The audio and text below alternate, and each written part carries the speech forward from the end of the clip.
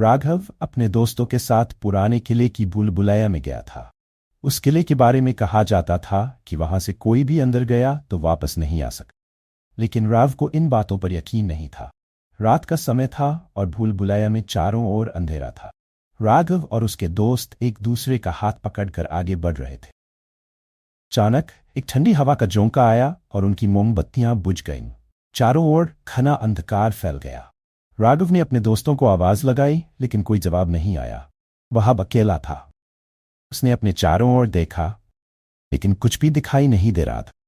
तभी उसे एक हल्की सी रोशनी दिखाई दी जो भूल-भुलैया के अंदर की ओर आ रही थी। वह रोशनी की दिशा में बढ़ने लगा। हर कदम के साथ उसकी सांसें तेज होती जा रही थी। जैसे ही वह रोशनी के पास पहुंचा, उसने देखा कि वह एक पुरानी लालटेन थी जो एक आदमी के हाथ में थी। वह आदमी बहुत ही अजीब दिख रहा था।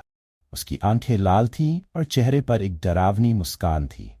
राघव ने उससे पूछा, तुम कौन हो? आदमी ने धीरे से जवाब दिया, मैं वही हूं जिसे तुम ढूंढ रहे हो। राघव ने डरते हुए कहा, मैंने तुम्हें कभी नहीं ढूंढा। आदमी ने मुस्कुराते हुए कहा, लेकिन अब तुमसे बचकर कोई नहीं जा सकता। राघव ने वापस मुड़कर भागना शुरू कर दिया, लेकिन भूल-भुलैया की दीवारें उसके पीछे बंद हो रही थीं।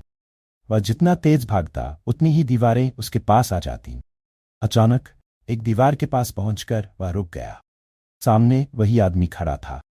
उसने राव को घूरते हुए कहा, तुम्हारा खेल अब खत्म हुआ। अगले पल राव को महसूस हुआ कि उसके पैर जमीन से हट गए हैं। वह हवा में तैर रहा था और उसे खींचकर दीवार के अंदर समा लिया गया।